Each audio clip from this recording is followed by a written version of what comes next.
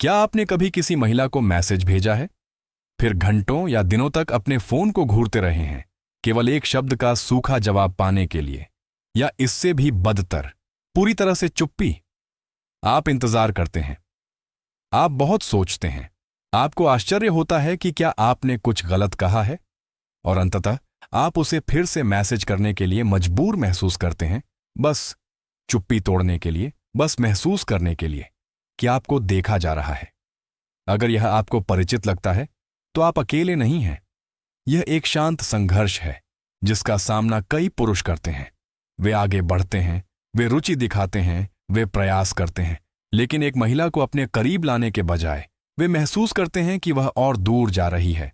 वे जितना अधिक प्रयास करते हैं वह उतनी ही दूर होती जाती है, और यहीं पर अधिकांश पुरुष गलत हो जाते हैं, क्योंकि यह केवल आपके द्वारा कहे गए शब्दों के बारे में नहीं है।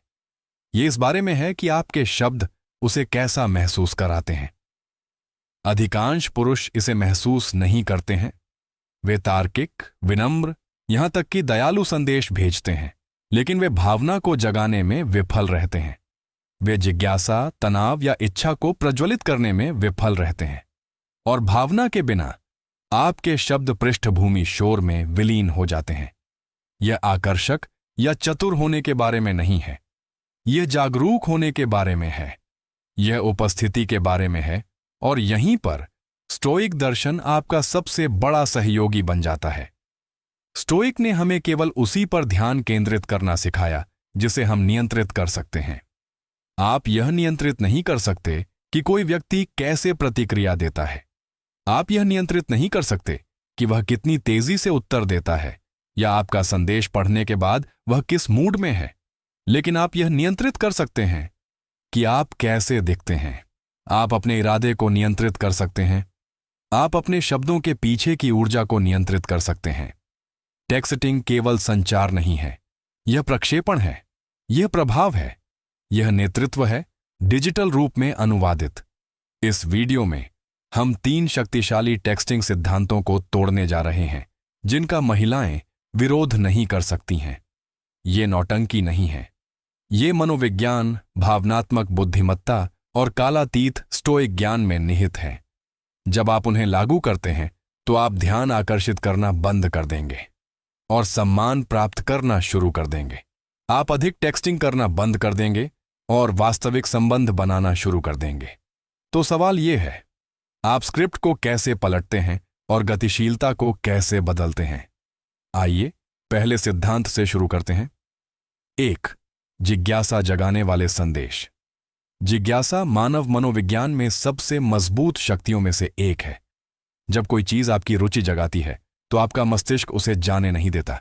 उसे बंद करने की जरूरत होती है, उसे समझने की जरूरत होती है। यही कारण है कि लोग शो देखते हैं, एक बार में उपन्यास पढ़ते हैं और ऐसी हेडलाइन पर क्लिक करते हैं जो कुछ अप्रत्याशित वादा करती हैं। यही कारण है कि कुछ संदेशों पर तुरंत जवाब मिल जाते हैं जबकि अन्य बिना पढ़े रह जाते हैं। ज्यादातर पुरुष ऐसे तरीके से संदेश भेजते हैं जो जिज्ञासा को खत्म कर देते हैं। वे कहते हैं, आपका दिन कैसा रहा, या आशा है कि आपका सप्ताहांत अच्छा बीतेगा। ये संदेश विनम्र होते हैं, लेकिन वे कोई भावनात्मक चक्र नहीं खोलते। उन्हें अनदेखा करना आसान है क्योंकि वे कोई प्रतिक्रिया नहीं देते। अब इस बारे में सोचें, क्या होता है जब आपको कोई संदेश मिलता है जिसमें लिखा होता है, कल रात आपने मेरे सपने में कुछ अजीब किया, या मुझे अभी अभी आपके बारे में कुछ असामान्य महसूस हुआ। आपका मस्तिष्क तुरंत जुड़ जाता है, आप और अधिक जानना चाहते हैं। वह मानसिक अंतर, वह खुला चक्र ही उत्तर को प्रेरित करता है। जहां ज्यादातर पुरुष गलत करते हैं वह यह है कि वे बहुत जल्दी बहुत कुछ बता देते हैं। वे सहमत होने की बहुत कोशिश करते हैं और भूल जाते हैं कि रहस्य ही हलचल पैदा करता है। जितना ज्यादा आप अनकहा छोड़ देते हैं उतना ही वह जानना चाहती है। मार्कस ऑरेलियस ने एक बार कहा था, अगर यह जरूरी नहीं है तो इसे न कहें। यह यहां भी लागू होता है। आपको सब कुछ समझाने की जरूरत नहीं है, आपको खामोशी को भरने की जरूरत नहीं है, आपको शब्दों से खुद को साबित करने की जरूरत नहीं है। आपको उद्देश्यपूर्ण तरीके से संदेश भेजने की जरूरत है। जब जिज्ञासा की बात आती है तो कम अक्सर ज्यादा होता है। यह कहने के बजाय मेरा दिन अजीब था, कहें आज किसी चीज ने मुझे सबसे अजीब तरीके से तुम्हारी याद दिला दी। अनुमान लगाना चाहते हैं कि वह क्या था। अब वह शामिल हो गई है। अब उसका दिमाग काम कर रहा है और जब वह कोई सवाल पूछती है तो तुरंत जवाब न दें। उसे आगे की ओर झुकाए रखें, उसे अनुमान लगाने दें। अगर वह कहती है क्या हुआ, तो कहें यह थोड़ा अजीब है, लेकिन मैं आपसे पहले यह पूछूंगा, क्या आपको कभी ऐसा लगा है कि कुछ असामान्य होने से ठीक पहले कोई आपके दिमाग में आया था? अब वह भावनात्मक रूप से जुड़ गई है। इस तरह आप संबंध बनाते हैं, एक लूप खोलकर और उसे उसमें से गुजरने देकर। ज्यादातर पुरुष जल्दबाजी करते हैं। वे ज्यादा संदेश भेजकर प्रभावित करने की कोशिश करते हैं, लेकिन ज्यादा संदेश भेजना इसका जवाब नहीं है। जानबूझकर संदेश भेजना ही जवाब है। आप वह आदमी बनना चाहते हैं जो उसे रुकने और सोचने पर मजबूर करे, वह आदमी जो कुछ ऐसा जगाए जो वह किसी और के साथ महसूस नहीं करती। संदेश भेजने से पहले खुद से पूछें, क्या इससे जिज्ञासा जगेगी या यह डिजिटल पृष्ठभूमि में फीकी पड़ जाएगी? जिज्ञासा उसे धोखा देने के बारे में नहीं है, यह संबंध के लिए जगह बनाने के बारे में है। समझें कि दिमाग कैसे काम करता है, इसका इस्तेमाल करके वास्तविक आकर्षण बनाएं। 2. ऐसे संदेश जो प्रत्याशा पैदा करते हैं। जिज्ञासा उसका ध्यान खींचती है, लेकिन प्रत्याशा उसे बनाए रखती है। जब एक महिला प्रत्याशा महसूस करती है तो उसका मस्तिष्क डोपामाइन जारी करता है, वही रसायन जो प्रेरणा और उत्साह के लिए जिम्मेदार होता है।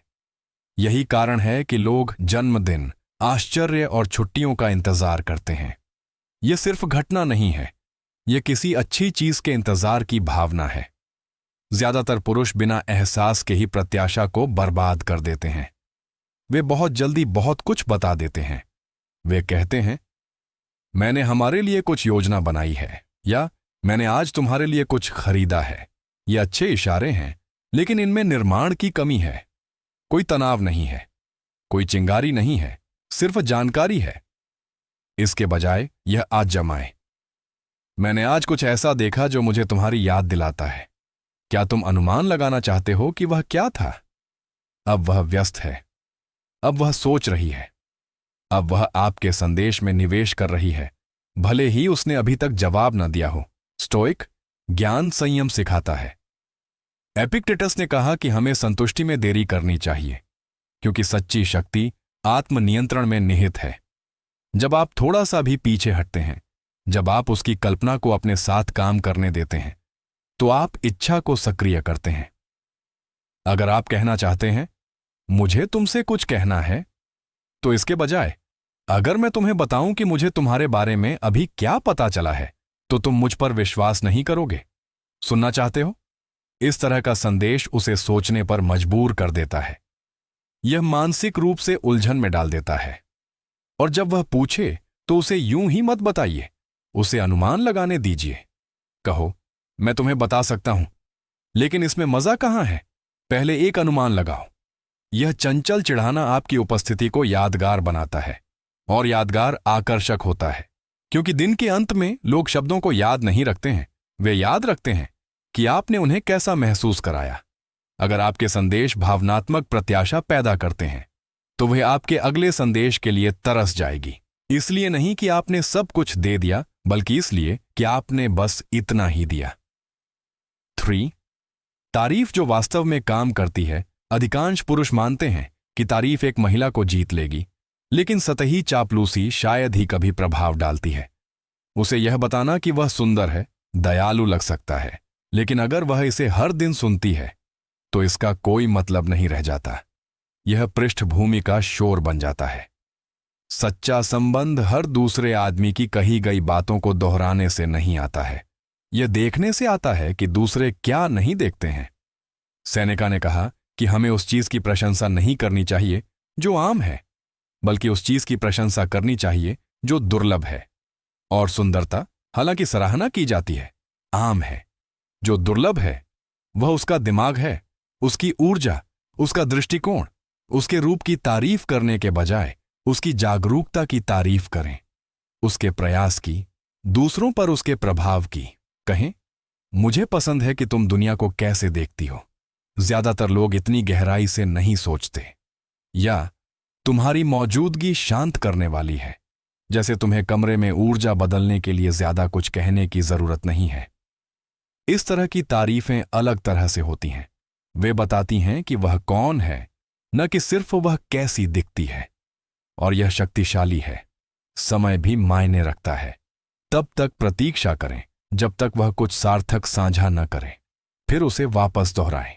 अगर वह अपने लक्ष्यों के बारे में खुलकर बताती है तो कहें, मैं तुम्हारी प्रेरणा का सम्मान करता हूं। ज्यादातर लोग बातें करते हैं, लेकिन तुम वास्तव में आगे बढ़ती हो। अगर वह कोई डर या संदेह साझा करती है तो कहें, ऐसा कोई व्यक्ति मिलना दुर्लभ है जो इतना खुलकर बात करता है। यह तुम्हारी ताकत के बारे में बहुत कुछ बताता है। ये तारीफें प्रदर्शन पर नहीं, बल्कि अवलोकन पर आधारित होती हैं। मार्कस ऑरेलियस ने कहा, आपके विचारों की गुणवत्ता आपके जीवन की गुणवत्ता निर्धारित करती है।